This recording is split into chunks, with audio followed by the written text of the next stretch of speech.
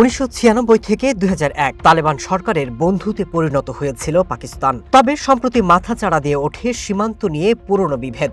গেল কয়েকদিন পরপর বেশ কয়েকটি রক্তক্ষয়ী সংঘর্ষে জড়িয়েছে দেশ দুটি। শুক্রবার আফগানিস্তানের বিরুদ্ধে পাকিস্তানের সরাসরি যুদ্ধ ঘোষণা দেখিয়ে দিয়েছে তারা আর মিত্র নেই, ঘোরতর শত্রুতে পরিণত হয়েছে।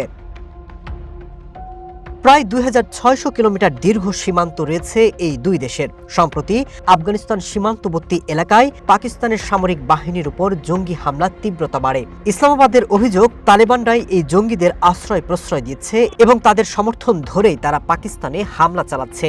অন্যদিকে তালেবানদের দাবি, ইসলামাবাদ অবৈধভাবে আফগান মাটি ব্যবহার করে হামলা চালাচ্ছে। তবে এসব হামলা পাল্টা হামলায় দিল্লিকেও টেনেছে পাকিস্তান। কয়েকদিন আগেই পাকিস্তানের প্রতিরক্ষা মন্ত্রী খাজা আসিফ অভিযোগ করেছিলেন, কাবুলের হয়ে পাকিস্তানের সঙ্গে ছায়াযুদ্ধে জড়িয়েছে ভারত। দিল্লির পুতুলে পরিণত হয়েছে কাবুল, অর্থায়ন হচ্ছে সেখান থেকেই। ইসলামাবাদের গোয়েন্দা প্রতিবেদনগুলোতে বলা হয়েছে, পাকিস্তানে হামলা ভারতের সহযোগিতায় চলছে। কাবুল এখন আর পাকিস্তানের নিরপেক্ষ প্রতিবেশী নয়। ইচ্ছাকৃতভাবে হোক আর অনিচ্ছাকৃতভাবে আফগানিস্তান এখন বিদেশি এজেন্ডা বাস্তবায়নের প্ল্যাটফর্মে পরিণত হয়েছে।